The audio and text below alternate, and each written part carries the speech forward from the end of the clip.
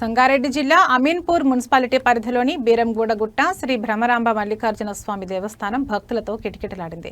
తెల్లవారుజాము నుంచే భక్తులు స్వామివారికి ప్రత్యేక అభిషేకాలు, పూజా కార్యక్రమాలు నిర్వహించారు. ఈ సందర్భంగా ఆలయ చైర్మన్ సుధాకర్ మాట్లాడుతూ శ్రావణ మాసం చివరి సోమవారం సందర్భంగా భక్తులకు ఎలాంటి ఇబ్బందులు కలగకుండా ఏర్పాట్లు చేశాం. తెల్లవారుజాము నుంచే భక్తులు ప్రత్యేక అభిషేకాలు నిర్వహించి స్వామివారి దర్శనం చేసుకుంటున్నారని తెలిపారు. ఆలయ ప్రధాన అర్చకులు ప్రహ్లాద్ మాట్లాడుతూ ఆలయ ప్రాంగణంలోని మండపంలో సత్యనారాయణ స్వామి వ్రతాలు నిర్వహించాం. ప్రధాన ఆలయంలో మహారుద్రాభిషేకం, మహాహారతి, అమ్మవారికి కుంకుమార్చనలు నిర్వహించామని వివరించారు.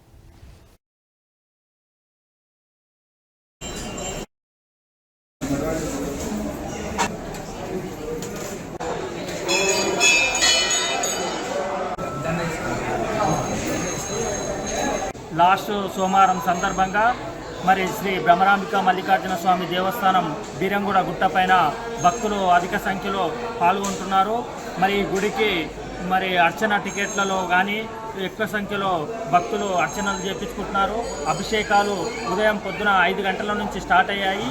ఒక్కొక్క అభిషేకం టైంలో భక్తులు వాళ్ళ యొక్క జంటలు 10 నుంచి 12 మంది జంటలు అభిషేకంలో పాల్గొంటున్నారు. ఇప్పటి వరకు అలా కంటిన్యూనే నడుస్తున్నాయి.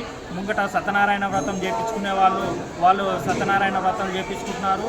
మిగతా కార్యక్రమాలకు సంబంధించిన హోమాలకు సంబంధించిన వాళ్ళు హోమాలు చేసుకుంటున్నారు. అలా ఉదయం 5 గంటల నుంచి భక్తులు అధిక సంఖ్యలో పాల్గొని ఈ యొక్క దేవస్థానంలో వారికి ఈ యొక్క దేవస్థానం తరఫున అన్ని సౌకర్యాలు వారికి ఏర్పాటు చేసి అందరూ పంతులు అందుబాటులో ఉండి పంతులందరూ వారి గుడిలో వాళ్ళ స్థానాలలో ఉండి వాళ్ళని అందరినీ పంతులను ఏర్పాటు చేసి భక్తులందరికీ ప్రతి ఒక్కరికి సహకారం అందే విధంగా వారికి అందరికీ దేవుని ఆశీర్వాదము వారికి అన్ని విధాలుగా ఉండాలంటని చెప్పేసి ఇచ్చేసిన భక్తులందరికీ మా యొక్క దేవస్థానం తరఫున అందరి తరఫున ప్రతి ఒక్కరు ఆరోగ్యాలతో ఉండాలని కోరుకుంటున్నాం. పార్వతీపతయే హర హర మహాదేవ శంభో శంకర హర.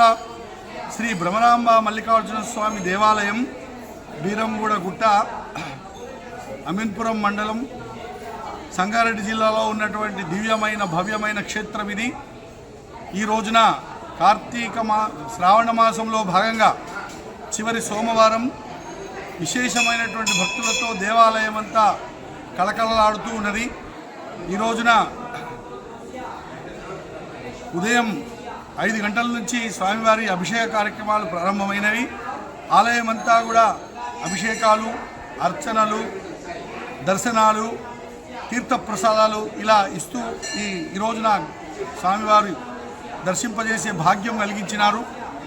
ముఖ్యంగా దేవాలయంలో మా ఎగ్జిక్యూటివ్ ఆఫీసర్ శశిధర్ గుప్తా గారు, అలాగే మా చైర్మన్ సుధాకర్ యాదవ్ గారు, ఆయన పరివార సభ్యులు ఇక్కడ చంద్రశేఖర్ గారు, మిగతా వాళ్ళు మహిపాల్ రెడ్డి గారు, అందరి పేరున అందరూ కూడా ఈ దేవాలయానికి వాళ్ళ ఎంతో సహాయ సహకారాలు అందిస్తూ ఉన్నారు.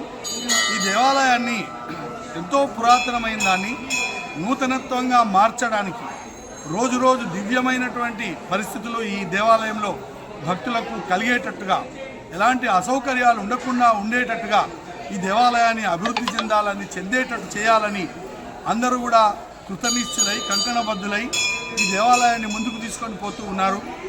దాంట్లో అర్చకుడిగా ప్రహ్లాద్ నా పేరు.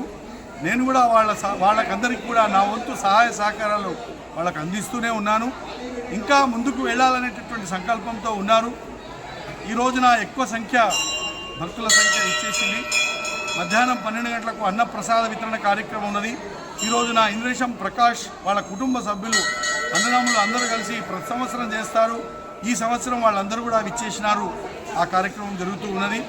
అంతేకాకుండా ఈ దేవాలయం అభివృద్ధి పథంలో నడవాలంటే, బాగా చేయాలంటే ముఖ్యంగా మా పాలక మండలి వారి యొక్క సహాయ సహకారాలు బాగా ఉన్నాయి. అభివృద్ధి చెందేటటువంటి ఆలోచనలో ఉన్నారు. మా యువగారు కూడా సహకరిస్తున్నారు. ఇంకా ముందుకు సహకరించాలని కోరుకుంటూ ఉన్నారు అందరూ కూడా. అయితే ఈ దేవాలయాన్ని అభివృద్ధి చెందాలంటే భక్తులందరూ కూడా సహకరించాలి. వాళ్ళు ఎట్లా సహకరించాలి? ఇక్కడ రాత్రి నిద్ర చేయడానికి అనుకూలమైన పరిస్థితులు లేవు. చెట్ల కిందనో షెడ్ కింద